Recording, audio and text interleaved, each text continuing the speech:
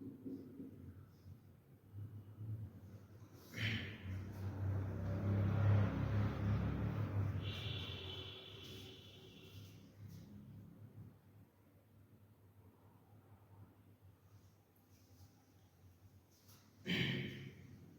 भाई साहब नमस्कार, मैं विनोद कुमार, आप सभी का एक बार फिर से स्वागत है संकल्प सक्सेस पॉइंट के ऑनलाइन प्लेटफॉर्म पर।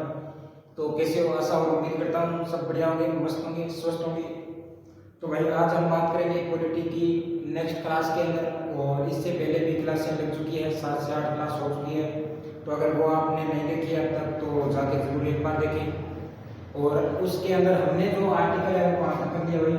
उसके अंदर आर्टिकल 161 तक हमने कंप्लीट कर लिया, और जिसके अंदर हमने पढ़ा कि राज्यपाल की समाधान की शक्ति वो किसके अंदर दी गई है, राज्यपाल की समाधान की शक्ति आर्टिकल 161 में है। यानी अठे विज्ञापन है कि राज्य किस विषय पर या किसके तहत क्षमा कर सकते हैं। राज्यपाल के पास में ऐसी कौन कौन सी शक्तियां हैं जो राज्यपाल है वो क्षमा कर सकते हैं। जैसे दंड हो गया, दंड को क्षमा करना, जैसे कोई भी कारावास या फिर जो अवधि है उसको क्षमा कर सकते हैं। इसे हमने पढ़ा है आर्टिकल 161 के अंदर। आज हम बात करेंगे आर्टिकल 162 के अंदर। आर्टिकल 162 में क्या क्या हमें जानकारी मिलती है, देखिए। तो चलिए शुरू करते हैं। इससे पहले एक बार वीडियो को लाइक शेयर जरूर कर दीजिए, और पहली बार आया तो कमेंट करें, पहली बार आया तो चैनल पर सब्सक्राइब जरूर कर दीजिए। चलो आर्टिकल 162 की मैं बात करूंगा। आर्टिकल 162 आर्टिकल 162 की मैं बात करूँ, क्या दे रखा है इसमें? इसमें दे रखा है कि राज्य की कार्यपालिका शक्ति का विस्तार। यानी जो राज्य की कार्यपालिका शक्ति है, जो राज्य की कार्यपालिका शक्ति है ना, ये कार्यपालिका शक्ति, इस कार्यपालिका शक्ति का विस्तार कहां पर है, यानी कौन कौन से विषय पर है वो इसका विस्तार है। यानी राज्य की कार्यपालिका शक्ति का विस्तार उन विषयों पर होगा जिन पर विधानमंडल क्या बना सकते हैं, यानी जिन पर क्या बना सकते हैं, विधानमंडल कानून बनाए या विधानमंडल क्या बनाए, विधि बनाई। ठीक है भाई, बात कहने के मतलब कोई है कि मेरी शक्ति, यानी मैं किसको मना कर सकता हूं या मैं अपनी पावर किस पर चला सकता हूं, जो मेरे रिलेटिव है उसी पे कर सकता हूं ना। ऐसा नहीं है मैं किसी एरिया गिरे पे जाकर मैं अपनी पावर चलाने लग गया तो कोई था बाजू फिर धक्के। ठीक है ना, मतलब कहने का यही है कि राज्य की कार्यपालिका शक्ति का विस्तार उस विषय पर होगा जिस पर राज्य की विधानमंडल क्या करे भाई, या राज्य की विधानमंडल के पास में उसके उस विषय पर है वो विधि बनाने की क्या हो, शक्ति हो। या कहने का अर्थ यह है कि जैसे राज्य, देखो यहाँ पे देखो कि राज्य सूची है, एक हमारी कौन सी होती है, राज्य सूची होती है, ठीक है ना, और एक कौन सी होती है, संघ सूची होती है। पीछे भी हमने पढ़ा संघ सूची होती है, और एक है समवर्ती सूची होती है। ये तीन सूचियां होती है ना, समवर्ती सूची, ठीक है ना। समवर्ती सूची, राज्य सूची, संघ सूची और समवर्ती सूची। राज्य सूची के ऊपर कानून कौन बनाता है भाई, या विधि कौन बनाती है, राज्य सरकार बनाती है। संघ सूची के ऊपर केंद्र सरकार, और समवर्ती सूची के ऊपर किसकी है पावर, दोनों की होती है, राज्य की भी होती है और केंद्र की भी होती है। यानी राज्य इस पर है, राज्य भी बना सकता है, विधि बना सकती है, कानून बना सकता है, इस पर है समवर्ती सूची भी, सॉरी केंद्र सरकार भी इस पर है कानून बना सकती है। ठीक है,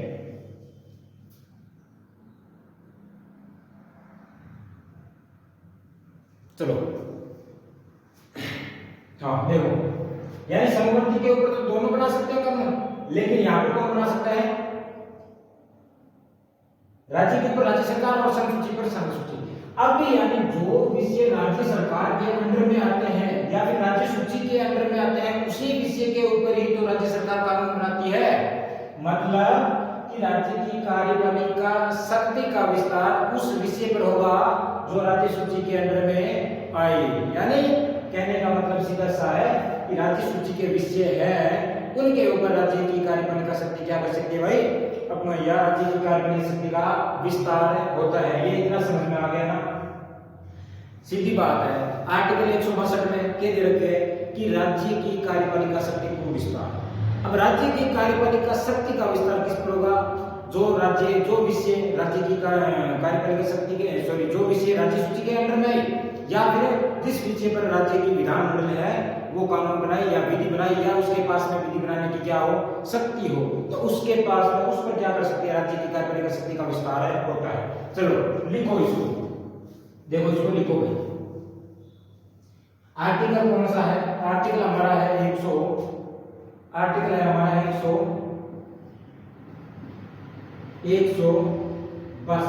आर्टिकल 162 में हमें क्या मिलता है? आर्टिकल 162 में हमें मिलता है राज्य सूची क्या,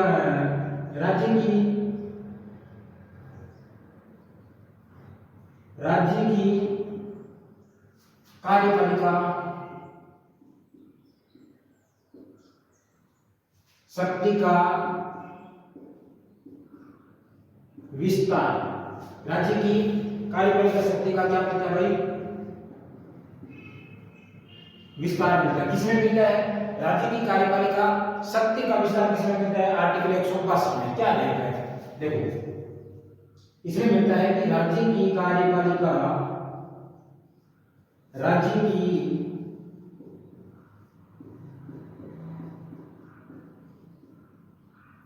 कार्यपालिका शक्ति का विस्तार, राज्य की कार्यपालिका शक्ति का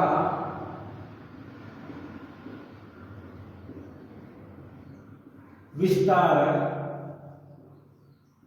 उन विषयों पर होगा, विस्तार उन विषयों पर होगा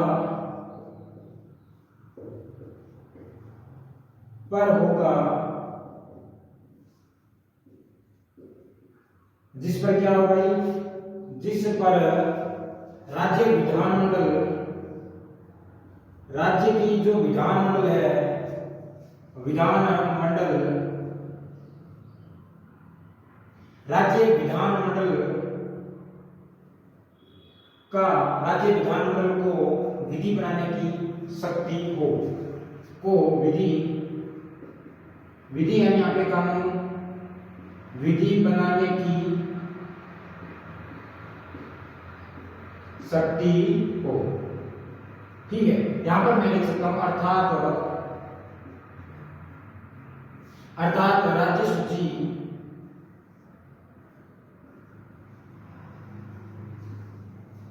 अर्थात राज्य सूची के विषय पर, राज्य सूची अर्थात जो यहां पे लिख लो, अर्थात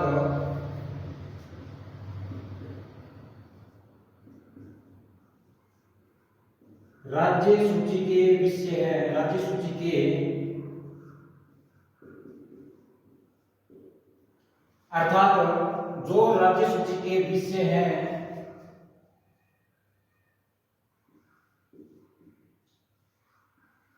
उन पर राज्य की कार्यपालिका शक्ति का विस्तार होगा भाई। शक्ति का क्या होगा? विस्तार होगा। ठीक है, देखो आर्टिकल 162 में सीधी बात है, राज्य की कार्यपालिका शक्ति का विस्तार। क्या अगर एग्जाम में अगर पूछ लिया जाए कि आर्टिकल 162 के अंदर प्रावधान क्या है, या राज्य की कार्यपालिका शक्ति का विस्तार या इसका प्रावधान है वो किस आर्टिकल के अंदर मिलता है, या इसका उल्लेख है वो किस आर्टिकल के अंदर मिलता है, तो सीधा बता देना आर्टिकल 162 के अंदर देते हैं। क्या देते हैं? राज्यपाल का लास्ट आर्टिकल है भाई। राज्यपाल का आर्टिकल हमने कहां से कहां तक पढ़ा था भाई? आर्टिकल 153 से लेकर आर्टिकल 162 तक राज्यपाल के बारे में प्रावधान मिलता है कि, या राज्यपाल के बारे में उल्लेख मिलता है आर्टिकल 153 से 62 के बीच में। तो आर्टिकल राज्यपाल का ये लास्ट आर्टिकल है 162, जिसके अंदर देखा है राज्य की कार्यपालिका शक्ति का क्या होना चाहिए भाई? विस्तार। कहां कहां पर होता है? तो राज्य की कार्यपालिका शक्ति का विस्तार उन विषयों पर होगा जिन पर राज्य की विधानमंडल, या जिन पर राज्य के विधानमंडल को विधि बनाने की क्या हो, शक्ति हो, या मैं यूं कहूं कि राज्य सूची के विषय पर राज्य की कार्यपालिका शक्ति का क्या होगा भाई? विस्तार होगा, या राज्य की कार्यपालिका शक्ति का विस्तार होगा। ठीक है सर, इतनी बात समझ में। ठीक है, अब देखो यानी उन विषय पर जिन पर राज्य सरकार और या राज्य की विधानमंडल और संसद दोनों कानून बनाती है, कौन सा विषय हो? समवर्ती विषय। देखो यहाँ पे आगे लिखो इसी में साथ में कि उन विषय पर यहाँ ब्रैकेट में लिखने हैं समवर्ती विषय, समवर्ती समवर्ती सूची, ठीक है ना। यानी उन विषय पर जिस पर राज्य विधानमंडल व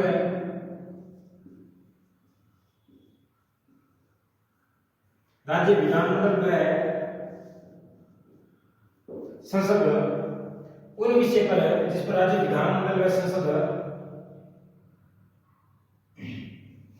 यहाँ पे क्या होगा, उन विषय पर जिस पर राज्य विधानमंडल व संसद दोनों की विधि बनाने की शक्ति है। यानी संसद, राज्य विधानमंडल व संसद दोनों की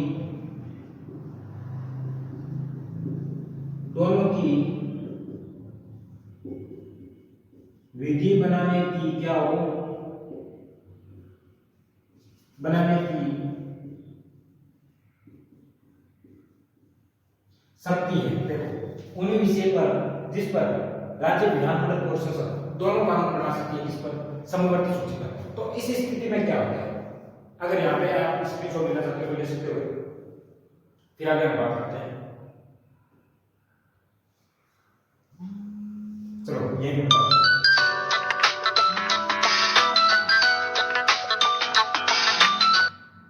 हाँ चलो देखो, जैसे समवर्ती सूची है, समवर्ती सूची के ऊपर कोई कानून बनाया, कोई विधि बनाया, विधानमंडल ने बना दी, और उसी के ऊपर क्या कर दिया, केंद्र सरकार ने भी एक कानून बना दिया या विधि बना दी, ठीक है, बना दी कोई, अब बना दी विधि, तो उस स्थिति में क्या होता है कि उस स्थिति में विधानमंडल के द्वारा बनाई गई विधि न चलकर उसमें कौन सी चलेगी भाई, संसद के द्वारा बनाई गई विधि। यानी उस स्थिति में विधानमंडल को क्या मानना पड़ेगा, जो संसद के द्वारा बनाई गई विधि है उसके अधीन परिसीमित होगा विधानमंडल, ठीक है। आई समझ, जैसे मैंने कोई निर्णय ले लिया और मैंने निर्णय ले लिया और मेरे पिताजी ने भी उसी कोई एक विषय है उसके ऊपर कोई भी विषय उठा, उस पर मैंने भी निर्णय ले लिया, ठीक है, ले लिया मैंने बोल दिया कि नहीं ये ऐसे करना है, ये ऐसे कर दो, ठीक है, और उसी विषय के ऊपर, सेम विषय के ऊपर मेरे पिताजी ने निर्णय ले लिया और बोल दिया कि ये ऐसे नहीं करके ऐसे कर दो, कर दिया। यानी मेरा भी निर्णय है, मैंने भी कोई उस पर एक निर्णय लिया और उसी के ऊपर मेरे पिताजी ने निर्णय ले लिया, तो उस स्थिति में क्या होगा, मैं अपना निर्णय चलाऊंगा या मेरे पिताजी का निर्णय मानूंगा भाई, बड़ों का होगा ना, बड़े हैं पिताजी तो उनका निर्णय माना जाएगा भाई, मैं तो उनके नीचे अंडर में, मतलब उनसे नीचे आ गया, तो भाई मैं उनका निर्णय मानने के लिए क्या होगा, या मैं उनके निर्णय को मानूंगा या उनके अधीन परिसीमित होगा, ठीक है ना, मेरा निर्णय। आई बात समझ, देखो लिखना क्या है, लिखना क्या है कि उनमें, हाँ मतलब इसमें उसमें राज्य कार्यपालिका, उसमें राज्य की कार्यपालिका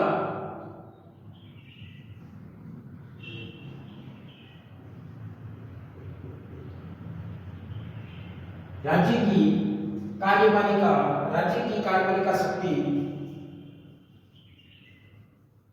राज्य की जो कार्यपालिका शक्ति है वो संसद के द्वारा बनाई गई विधि के अधीन, के द्वारा बनाई गई, संसद के द्वारा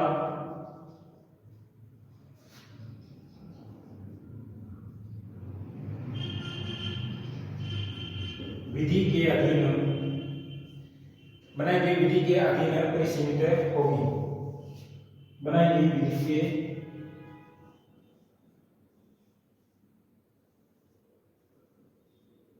अधीन परिसीमित,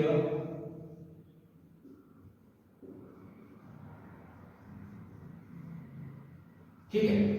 आगे बात समझ में, आर्टिकल 162 हमने पढ़ लिया, इसमें राज्यपाल का ये अंतिम आर्टिकल था, इसमें राज्यपाल के बारे में प्रावधान मिलता है। अंतिम आर्टिकल क्या रहता है, आर्टिकल 162 जिसमें राज्य की कार्यपालिका शक्ति का विस्तार है। सीधा बात, नो बकवास, सीधी बात कि राज्य की कार्यपालिका शक्ति का विस्तार किसमें, आर्टिकल 162। तुरंत याद होना चाहिए, आर्टिकल 162 में राज्य की कार्यपालिका शक्ति का विस्तार, ठीक है सर, इतनी बात मंजूर है।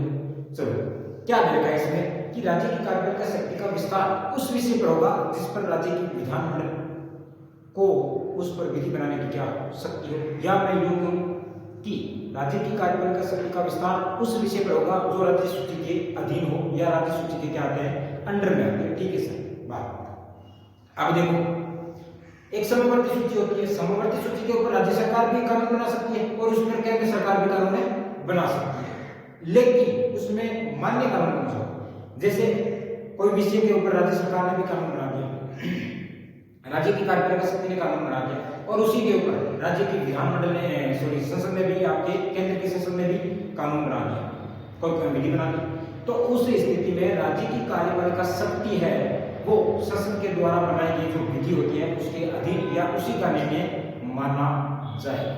ठीक है, ये था हमारा आर्टिकल 162। अब ऐसा आर्टिकल हम आगे और भी जानकारी पढ़ेंगे जो राज्यपाल से संबंधित है। भाई आर्टिकल राज्यपाल से संबंधित जो आर्टिकल थे वो तो समाप्त हो चुके हैं, यानी राज्यपाल आते हैं वो आर्टिकल 153 से 162 के बीच में आते हैं, वो हमने पढ़ लिया।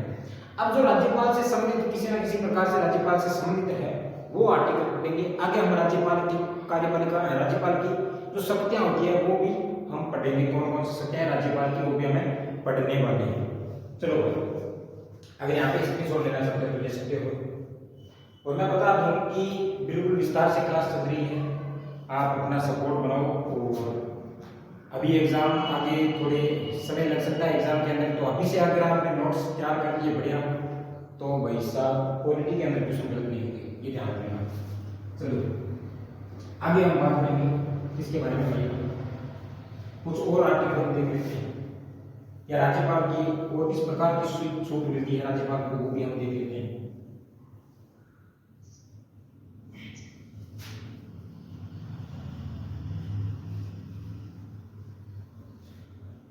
चलिए आगे हम बात करेंगे भाई कोई अन्य अनुच्छेद पढ़ेंगे, अदर आर्टिकल पढ़ेंगे। आप कौन से,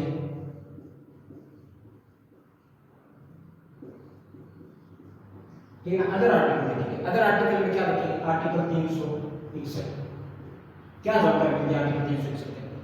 आर्टिकल 361 के अंदर हमें जानकारी दी गई है कि राज्यपाल को किस किस प्रकार की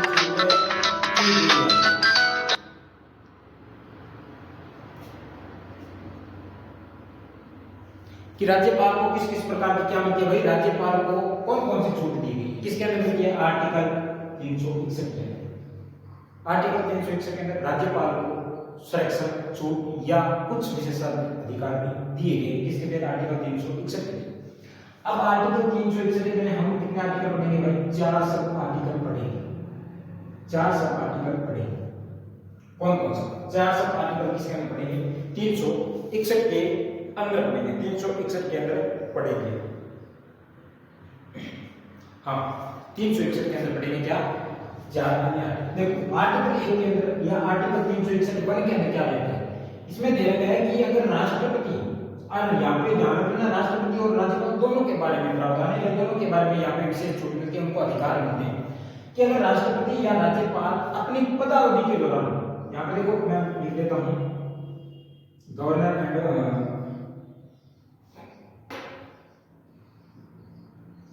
राष्ट्रपति या फिर राज्यपाल, ठीक है, इन दोनों को पदावधि के दौरान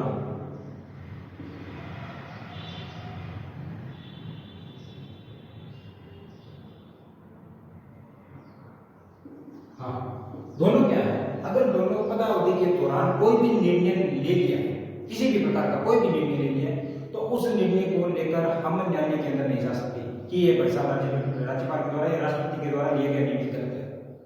हम उस निर्णय के विरुद्ध न्यायालय के अंदर उत्तरदायी नहीं होंगे भाई।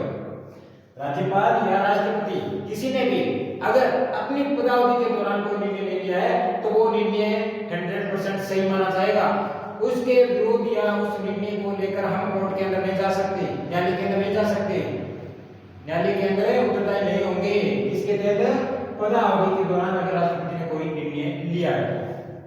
आर्टिकल 2 के अंदर क्या लिखा है, आर्टिकल 2 के अंदर देखा है कि राज्यपाल या राष्ट्रपति के पदावधि के दौरान, राज्यपाल या राष्ट्रपति के पदावधि के दौरान इनके विरुद्ध में कोई भी तांत्रिक कार्रवाई या फिर आपराधिक मुकदमा नहीं चलाया जा सकता। क्या नहीं चलाया जा सकता, एक होता है, देखो मैं बता देता हूँ यहाँ पर, एक होता है आपराधिक मुकदमा, एक होता है आपराधिक मुकदमा, ठीक है, और एक होता है आपके कौन सा सिविल मुकदमा, ठीक है, एक होता है सिविल और एक आपराधिक मुकदमा।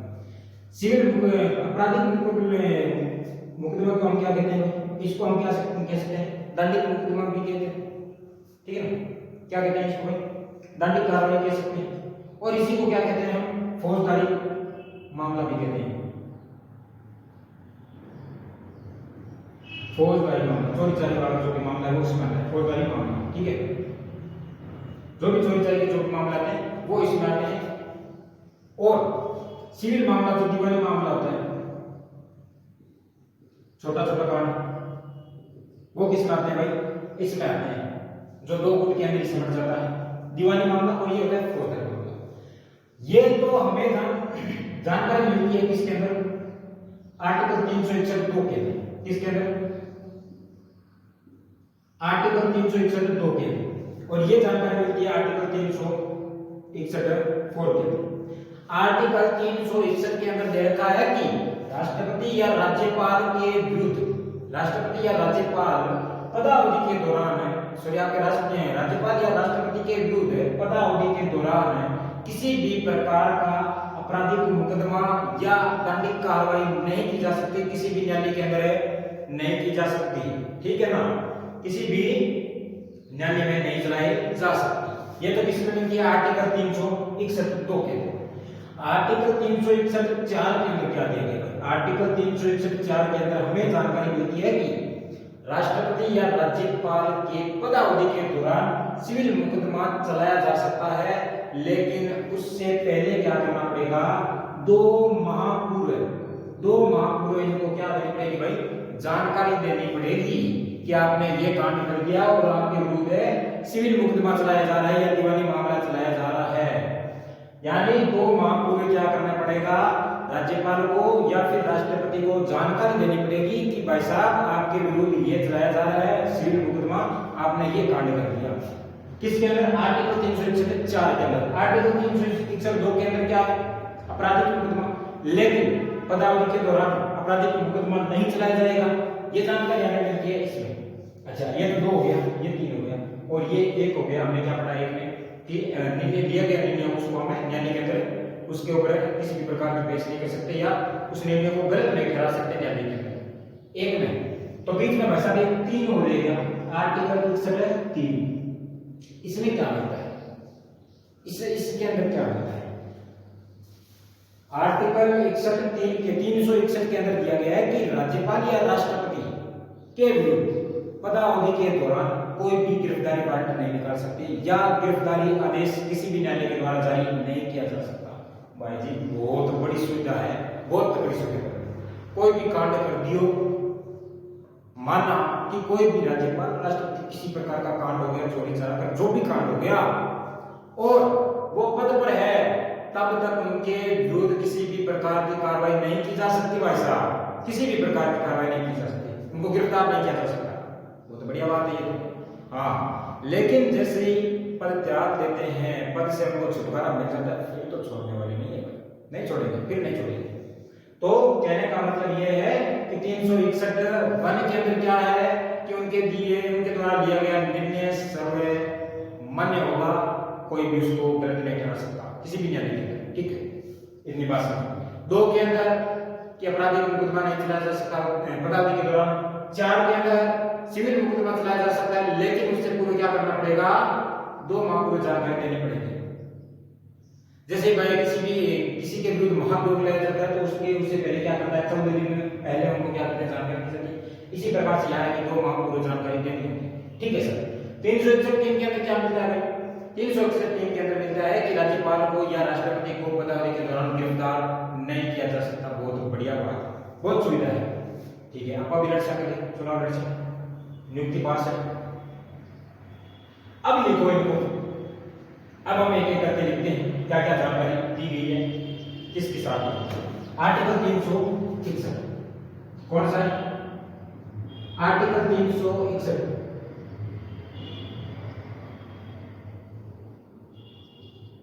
आर्टिकल 361 में क्या है? आर्टिकल 361 में सीधा सीधा मिलता है कि राष्ट्रपति व राज्यपाल के लिए संरक्षण या विशेषाधिकार या उन्मुक्तियों का प्रावधान। राष्ट्रपति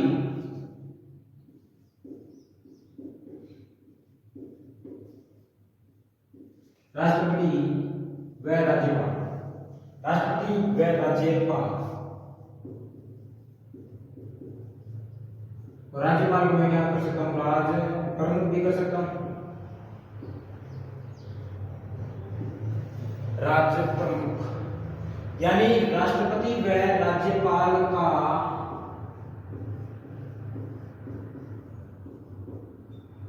संरक्षण या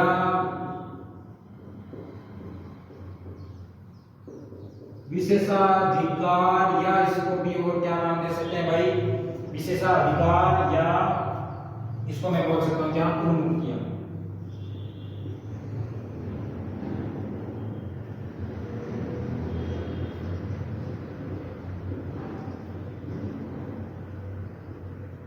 किसके अंदर है? राष्ट्रपति या राज्यपाल का संरक्षण, विशेषाधिकार, छूट, उन्मुक्तियां, आर्टिकल 361 के अंदर क्या है? आर्टिकल 361 के अंदर क्या दिया गया? आर्टिकल 361 के आर्टिकल 361 के अंदर क्या गया है कि राज्यपाल, राष्ट्रपति व राज्यपाल पदावधि के दौरान, राज्यपाल या राष्ट्रपति के द्वारा पदावधि के दौरान लिए गए निर्णय को न्यायालय के अंदर उत्तरदायी नहीं माना जाएगा। क्या है? राष्ट्रपति और राज्यपाल के द्वारा अपनी पदावधि के दौरान लिए गए निर्णय के विरुद्ध राष्ट्रपति व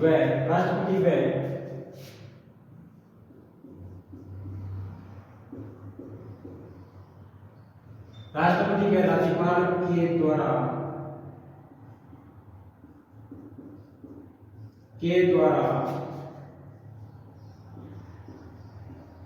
अपनी पदावधि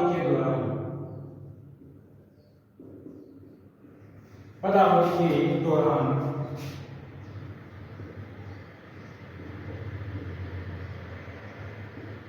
दौरान दिए गए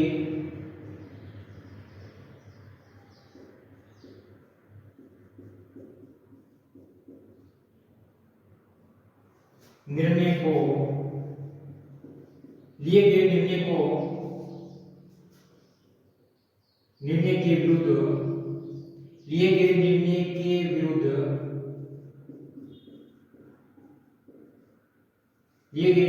विरुद्ध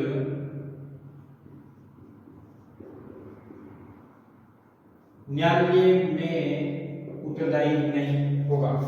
न्यायालय में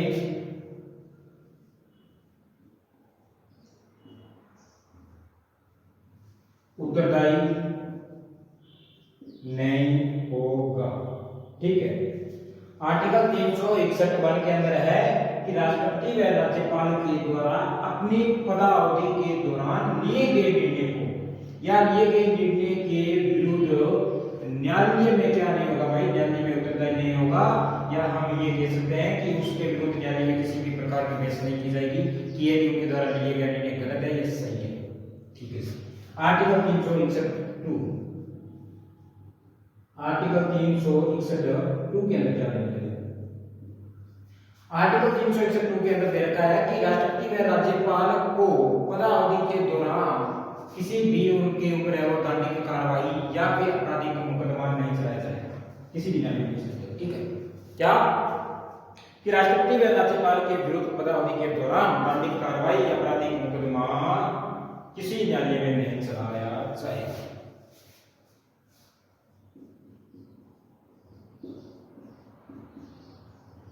राष्ट्रपति व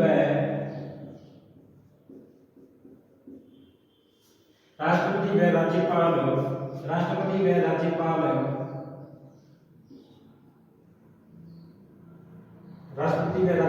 पर पदावधि के दौरान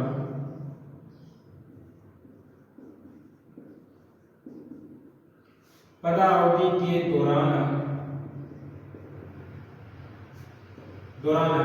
के दौरान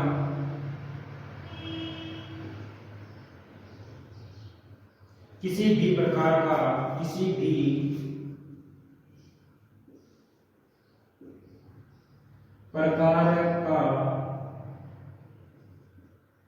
प्रकार की कर लो दंडिक कार्यवाही या ब्रैकेट में लिख लो आपराधिक मुकदमा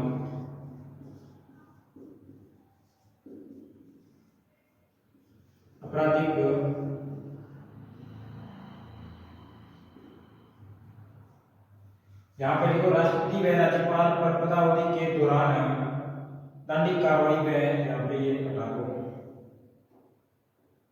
दंडिक कार्रवाई में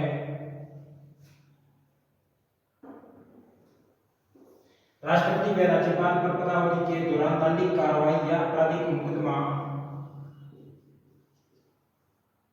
किसी न्यायालय में नहीं चलाया जाएगा किसी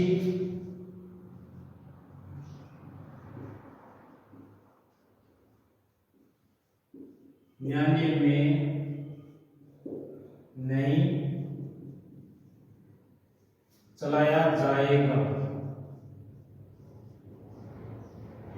ठीक है, इतना देखें इसमें आर्टिकल 361 में 2 में कि राष्ट्रपति व राज्यपाल पर पदावधि के दौरान दंडिक कार्रवाई या फिर आपराधिक मुकदमा नहीं चलाया जाएगा। यहीं पे मैं बता देता हूं एक और आपको आर्टिकल है 361(3) के अंदर क्या दे रखा है 361(3) के अंदर दे रखा है कि राष्ट्रपति व राज्यपाल के विरुद्ध पदावधि के दौरान गिरफ्तारी आदेश जारी नहीं कर सकती। ठीक है,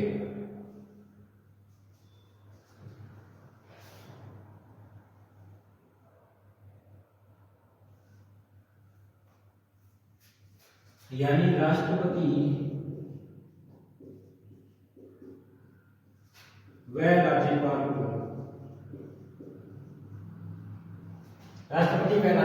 को पद पर रहते हुए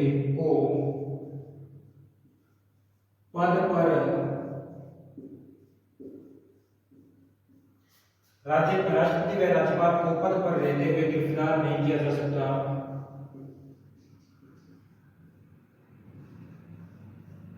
गिरफ्तार नहीं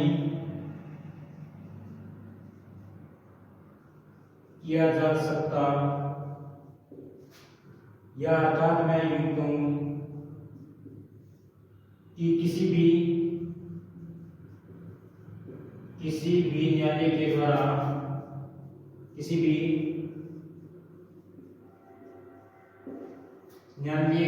द्वारा गिरफ्तारी आदेश जारी नहीं किया जा सकता। किसी भी न्यायालय के द्वारा गिरफ्तार का आदेश नहीं निकाला जा सकता।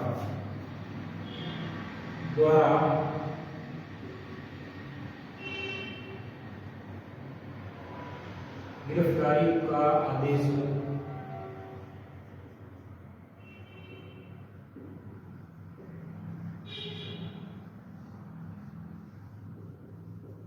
निकाला जा सकता।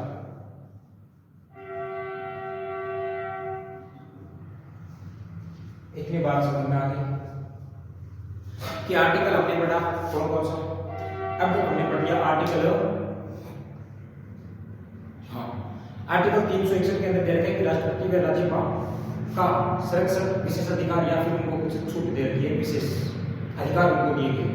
कि आर्टिकल 361(1) के अंदर दे रखा है कि राष्ट्रपति या राज्यपाल के द्वारा पदावधि के दौरान जो भी निर्णय ले लिया है वो निर्णय मान्य, उस निर्णय के विरुद्ध या उस निर्णय को लेकर हम कोर्ट के अंदर नहीं जा सकते, न्यायालय के अंदर नहीं जा सकते कि इनके द्वारा लिए गए निर्णय गलत है, बिल्कुल नहीं जा सकते। ठीक है सर। 2 नंबर में सीधी बात निकली है कि राज्यपाल ने या राष्ट्रपति ने आगे ऊपर पदावधि के दौरान किसी भी प्रकार को आपराधिक मुकदमों दर्ज कौन कर सका चलावा होने किसी भी न्यायालय में कौन चलावा। ठीक है, चाहे कुछ ही कांड हो कार्रवाई कौन नहीं होगी। ठीक है सर। 3 में दे रखे है कि राज्यपाल मोटी हत्या भी करते हैं तो पद पर रहते हुए उनको गिरफ्तार नहीं किया जा सकता। ठीक है, किसी भी न्यायालय के द्वारा गिरफ्तारी आदेश जारी नहीं किया जा सकता भाई साहब। हाँ, जैसे ही पद त्यागा, पद से निकले बाहर और जेल के अंदर, ठीक, माना। हाँ, आगे देखो, आगे हम एक और आर्टिकल हमारा ले गए, इसके अंदर आर्टिकल 364 के अंदर क्या लिखा है, आर्टिकल 364 के अंदर, आर्टिकल 364 में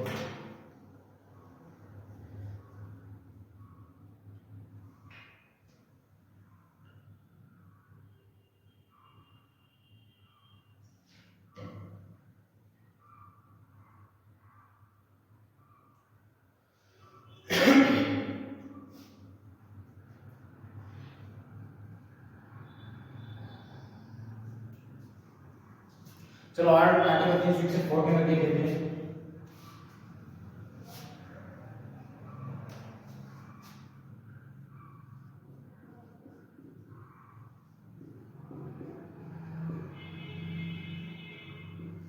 आर्टिकल 364 में दे रखा है कि राष्ट्रपति व राज्यपाल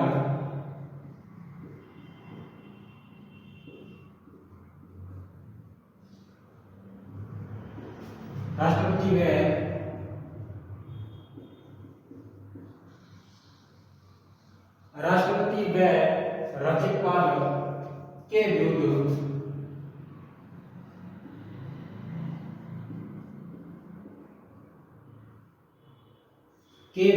पदावधि के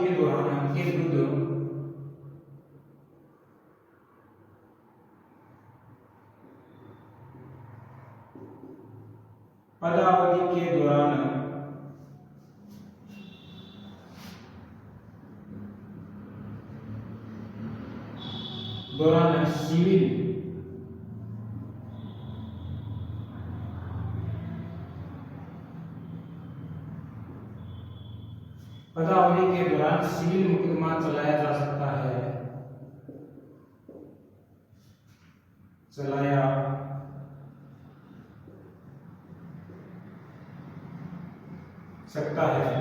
सिविल मुकदमा चलाया जा सकता है, लेकिन परंतु दो महापूर्व क्या लेनी पड़ेगी भाई, 2 महापूर्व सूचना या जानकारी,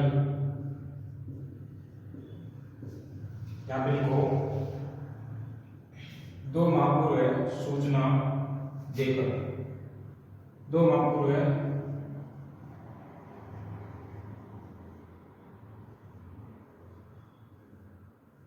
सूचना देकर, ठीक है। ये पढ़ा हमने आर्टिकल 361, जो राज्यपाल को या राष्ट्रपति को अन्य कुछ प्रावधान या अन्य कुछ छूट दी गई है, वो हमने पढ़ा कि 361 के 4 के अंदर दे रखा है कि राष्ट्रपति व राज्यपाल के विरुद्ध पदावधि के दौरान सिविल मुकदमा नहीं चलाया जा सकता है, सिविल मुकदमा नहीं चलाया जा सकता है। चलो, ये तो थी बात राज्यपाल की अन्य आर्टिकल की या अन्य कुछ छूट की दी गई है, बात विशेषाधिकार क्या संरक्षण की दी गई है कि राज्यपाल के क्या संरक्षण होते हैं।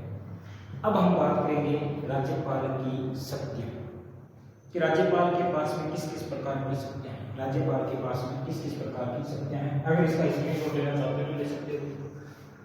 फिर हम बात करेंगे राज्यपाल की शक्तियों के बारे में।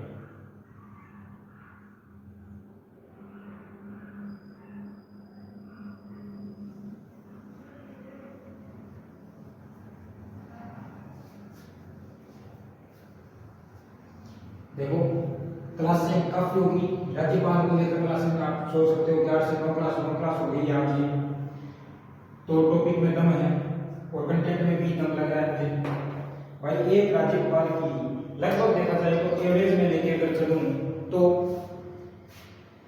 35 से 40 मिनट की एक क्लास होती है, 35 से 40 मिनट की एक क्लास चलती है और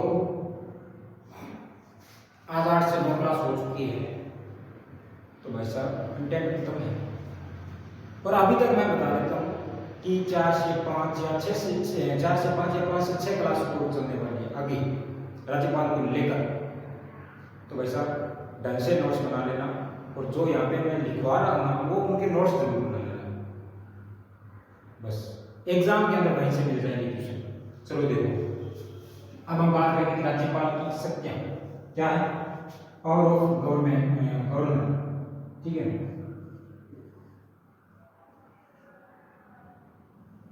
राज्यपाल की क्या क्या शक्ति है,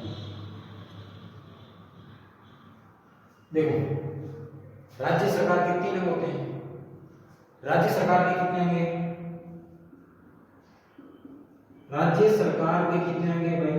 राज्य सरकार के 3 अंग हैं। कौन कौन से? पहला, राज्य सरकार के 3 अंग होते हैं, कार्यपालिका, व्यवस्थापिका और न्यायपालिका। कार्यपालिका और व्यवस्थापिका, ठीक है, और हो गया आपकी न्यायपालिका। यानी ये राज्य सरकार के 3 अंग है। तो इसमें हम देखेंगे भाई राज्यपाल के या राज्यपाल की शक्ति के क्या क्या, राज्यपाल के पास में कौन कौन सी शक्ति है। यहाँ देखो राज्यपाल के पास में शक्ति है, यहाँ पे देखो राज्यपाल के पास में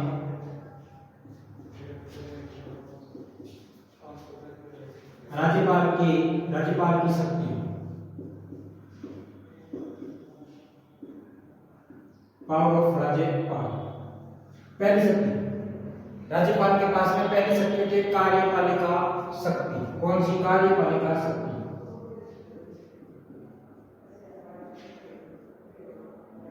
कार्यपालिका शक्ति, ठीक है। पहली राज्यपाल के पास में कार्यपालिका शक्ति, टोटल में बता दूं 5 शक्तियां होती है, 5 शक्ति होती है राज्यपाल के पास में। दूसरी व्यवस्थापिका को हम क्या बोल सकते हैं भाई? विधायी शक्ति होगी। व्यवस्थापिका कानून बनाने के कार्य करती है, तो विधायी शक्ति होगी, विधायी शक्ति। और तीसरी शक्तियां की आपकी कौन सी? न्यायपालिका के द्वारा तो न्याय शक्ति या न्यायिक शक्ति कह सकते हैं, न्यायिक शक्ति।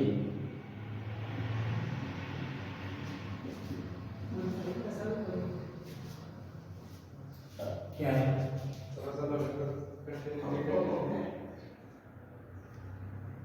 मेरे बात लगा। और न्यायिक शक्ति 3 नंबर और 4 नंबर में देखिए वित्तीय शक्ति। पैसों के मामले में वित्तीय शक्ति होगी, वित्तीय शक्ति। पैसा के वास्ते, पैसा के मामले में राज्यपाल के पास में एक वित्तीय शक्ति भी होती है। और 5 नंबर कौन सी है?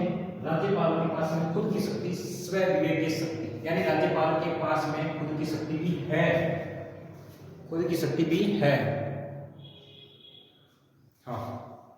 चलो भाई 5 नंबर है विवेक, स्व विवेक,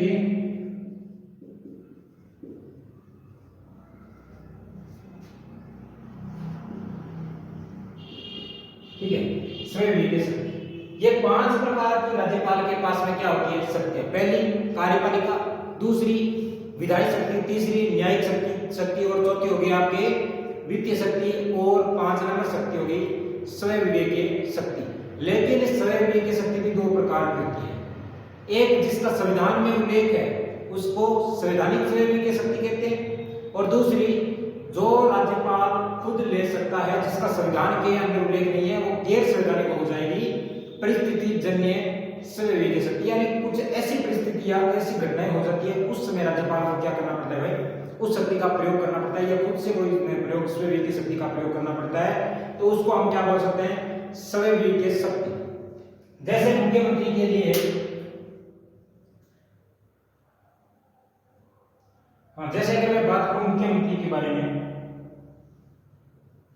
कि मुख्यमंत्री के लिए किसी पार्टी के अंदर पूर्ण बहुमत नहीं मिला या पूर्ण बहुमत नहीं मिलता है, जो मिलना चाहिए वो बहुमत नहीं मिलता है मुख्यमंत्री के लिए किसी पार्टी को, तो उस स्थिति में राज्यपाल क्या करता है? उस स्थिति में राज्यपाल परिस्थिति जन्य स्व विवेक शक्ति का प्रयोग करता है। समझ गए? देखो कितनी प्रकार की? 2 प्रकार की। एक तो संवैधानिक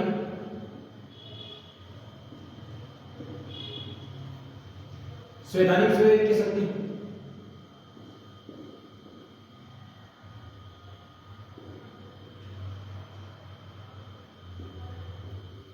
जिसका संविधान के अंदर क्या उल्लेख है, और ये संविधान के उल्लेख किस आर्टिकल में भाई, इसका किस आर्टिकल में उल्लेख है, 163(2) के अंदर दिया है। 163(2) के अंदर राज्यपाल की संवैधानिक स्वयं की शक्ति के बारे में जानकारी मिलती है, यह उल्लेख मिलता है किसके अंदर, 163(2) के अंदर, किसमें, 163(2) में, ठीक है। एक होती है परिस्थिति जन्य,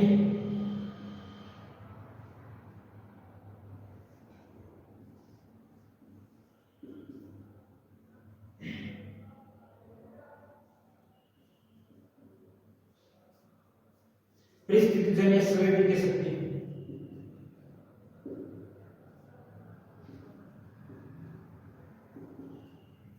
ये इसका उल्लेख संविधान के अंदर नहीं है, लेकिन राज्यपाल कुछ ऐसी स्थिति आ जाती है या कुछ ऐसी परिस्थितियां हो जाती है जिसके अंदर राज्यपाल को इस पावर का प्रयोग करना पड़ता है, इस शक्ति का प्रयोग करना पड़ता है, किसका, परिस्थिति जन्य पावर या परिस्थिति जन्य शक्ति का। क्या ये राष्ट्रपति के पास होती है क्या परिस्थिति जन्य या संवैधानिक शक्ति राष्ट्रपति के पास होती है क्या? सर राष्ट्रपति के पास परिस्थिति जन्य शक्ति तो होती है, लेकिन संवैधानिक पावर राष्ट्रपति के पास में नहीं होती है, संवैधानिक पावर राष्ट्रपति के पास में नहीं होती है, ध्यान रख लेना। हाँ देखो, ये राज्यपाल की शक्ति है। राष्ट्रपति की मैं बात करूं तो राष्ट्रपति देखो तीनों सेना का कमांडर कौन होता है, राष्ट्रपति। तो सैन्य शक्ति किसके पास होती है भाई, सैन्य शक्ति राष्ट्रपति के पास होती है, ठीक है। किसी अन्य देशों के साथ संधि करना, समझौता करना या अपने देश का अन्य देशों में राजदूत भेजना, ये सब कार्य कौन करता है, राष्ट्रपति करता है। तो क्या कह सकते हैं हम, कौन शक्ति, कूटनीति शक्ति किसके पास होती है, राष्ट्रपति के पास होती है। कूटनीति शक्ति किसके पास होगी, राष्ट्रपति के पास में। और परामर्शकारी शक्ति, परामर्शकारी यानी राष्ट्रपति परामर्श ले सकता है, परामर्शकारी शक्ति किसके पास में, राष्ट्रपति के पास में। अरे सैन्य का प्रमुख, सेना का प्रमुख क्या राज्यपाल होता है क्या, नहीं होता है ना। तो राज्यपाल सेना का प्रमुख नहीं, तो राज्यपाल के पास में नहीं है इसकी। क्या राज्यपाल किसी अन्य देशों के साथ में समझौता करते हैं क्या, नहीं करता है। अरे अन्य देशों के साथ में समझौता करना, संधियां करना या अपने राजदूत वहां नियुक्त करना या वहां से अपने यहाँ राजदूत नियुक्त करना, ये सारे कार्य कौन करता है, राष्ट्रपति करता है। तो राष्ट्रपति करता है, तो राष्ट्रपति के पास में पावर होगी कौन सी, कूटनीति पावर। परामर्शकारी यानी संसद से परामर्श ले सकता है राष्ट्रपति, तो राष्ट्रपति के पास में कौन शक्ति होगी, परामर्शकारी। आपातकालीन शक्ति होती है राष्ट्रपति के पास में, राष्ट्रपति आपातकाल लगा सकता है, आपातकाल की घोषणा कर सकता है, तो राष्ट्रपति के पास में कौन शक्ति होगी, आपातकालीन शक्ति होगी। और मैं एक बात करूं तो ये क्या है, इनके पास में शक्तियां होती है। चलो आगे देखो, यहां पे देखो,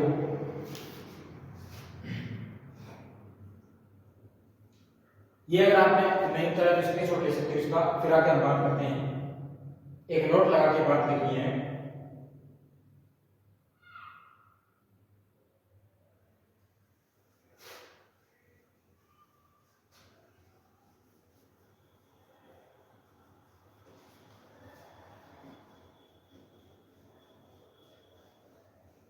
चलो यहां पे नोट लगा के एक बात लिखो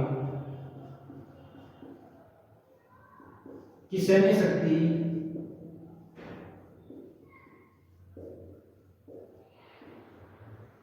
और कूटनीति शक्ति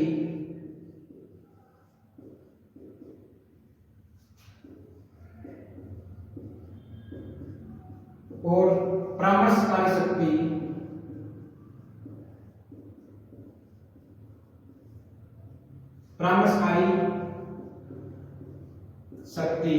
आपातकालीन शक्ति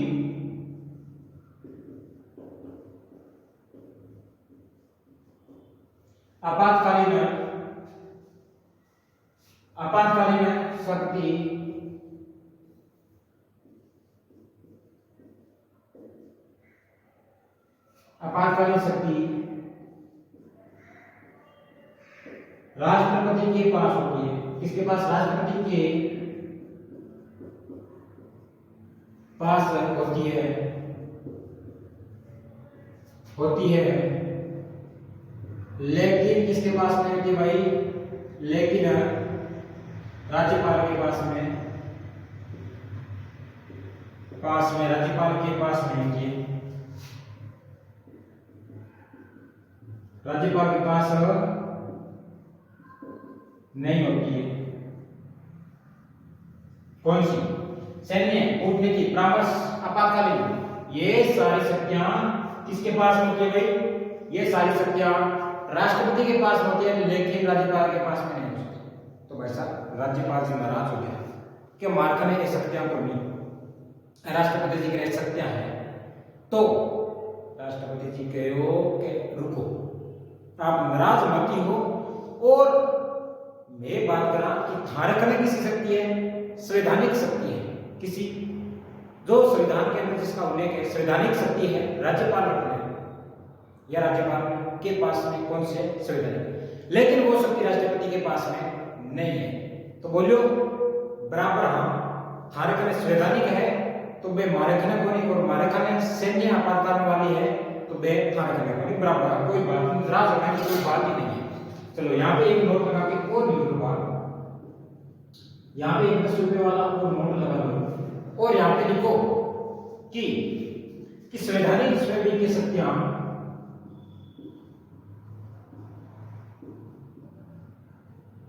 संवैधानिक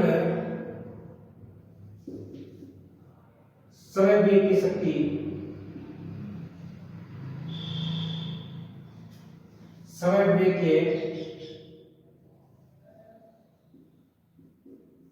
शक्ति राज्यपाल के पास में है। राज्यपाल के पास में है, लेकिन बट किसके पास में नहीं है? राष्ट्रपति के पास में नहीं होती है। लेकिन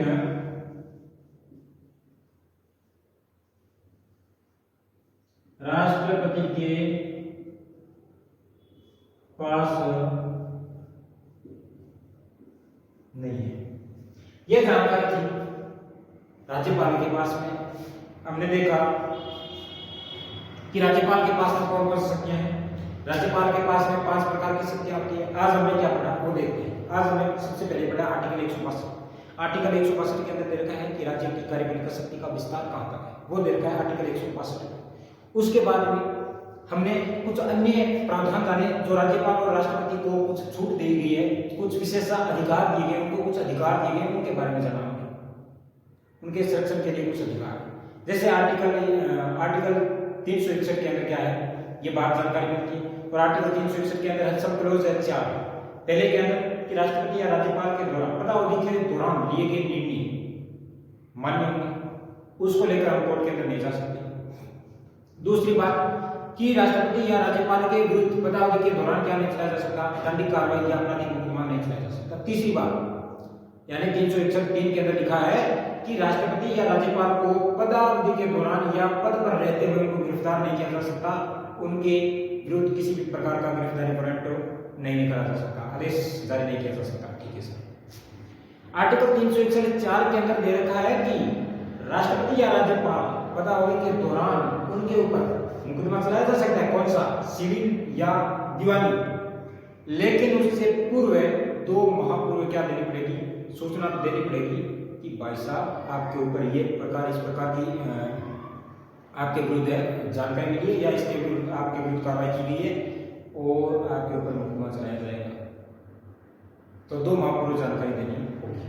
ठीक है सर। अब हमने देखा राज्यपाल की शक्तियों के बारे में। राज्यपाल की शक्तियां 5 प्रकार की शक्तियां होती हैं। पहली कार्यपालिका शक्ति होती है, दूसरी विधायी शक्ति, तीसरी न्यायिक शक्ति, चौथी वित्तीय पेशों के मामले में वित्तीय शक्ति होगी और 5 नंबर शक्ति होगी स्वयं वित्तीय शक्ति। स्वयं वित्तीय शक्ति भी 2 प्रकार की, कौन कौन सी? संवैधानिक स्वयं वित्तीय शक्ति और एक परिस्थितिजन्य स्वयं वित्तीय शक्ति। संवैधानिक स्वयं वित्तीय शक्ति वो होगी जिसका उल्लेख संविधान के अंदर मिलेगा, जैसे आर्टिकल 163 के अंदर सबक्लोज 2 के अंदर हमें दिए गए। ठीक है, सबक्लोज 2 के अंदर यानी 163 सबक्लोज 2 के अंदर हमें जानकारी दी गई है स्वयं वित्तीय शक्ति के बारे में राज्यपाल की। अच्छा, राष्ट्रपति के पास में कौन कौन शक्तियां होती है भाई? राष्ट्रपति के पास में राष्ट्रपति सेना का, तीनों सेना का सर्वोच्च कमांडर होता है, तो उसके पास में सैन्य शक्ति होगी। वो अन्य देशों के साथ में समझौता करता है, संधियां करता है, तो उसके पास में क्या होगी? कूटनीति संधि होगी, कूटनीति शक्ति होगी। और राष्ट्रपति क्या करता है? परामर्श ले सकता है, तो उनके पास में परामर्श शक्ति होगी। और आपातकाल लगा सकता है, तो उनके पास में आपातकालीन शक्तियां होंगी। लेकिन ये शक्तियां किसके पास में नहीं है? गवर्नर के पास में नहीं है, या राज्यपाल के पास में नहीं होती है, ठीक है। लेकिन राष्ट्रपति के पास में या राज्यपाल के पास में ऐसी कौन सी शक्ति है जो राष्ट्रपति के पास में नहीं है? तो भाई साहब, राष्ट्रपति के पास में संवैधानिक शक्ति नहीं है। क्या नहीं है? संवैधानिक शक्ति राष्ट्रपति के पास में नहीं है, जो राज्यपाल के पास में ही है। तो ये आज हमने देखा, आज हमारी जो राज्यपाल की क्लास 9 थी, यानी 9 पार्ट क्लास के हो गए इसके समेत या इंक्लूड ये। तो आगे भी हम देखेंगे और नेक्स्ट हम पढ़ेंगे इसके बारे में। मैं बता देता हूँ कि राज्यपाल की कार्यपालिका शक्ति से हम स्टार्ट करेंगे कि उनके पास में कौन कौन सी कार्यपालिका शक्ति है राज्यपाल के पास में, उनके बारे में भाई जानेंगे। एक एक करके हम देखेंगे कि उनके पास में किस किस प्रकार की शक्तियां हैं और कहाँ कहाँ उसके बारे में मेंशन किया गया है, कहाँ कहाँ उसके बारे में जानकारी मिलती है। यानी राज्यपाल की कार्यपालिका शक्ति।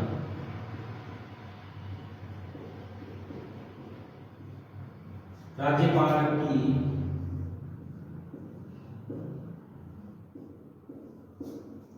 कार्यपालिका शक्ति।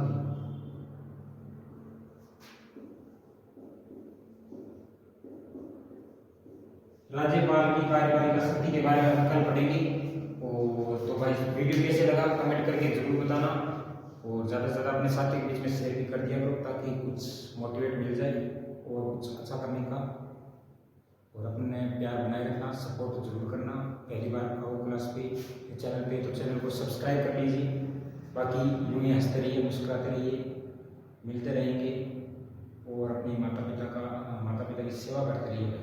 सबसे बड़ा धनी वही होते हैं जो आज आपको पढ़ा रहे हैं, आज आपके ऊपर इतने पैसे खर्च कर रहे हैं, तो सब कुछ वही है। उनको कभी दुखी मत देखना, दुखी मत करना, या उनके दिल के ऊपर किसी प्रकार की ठेस भी नहीं पहुंचानी।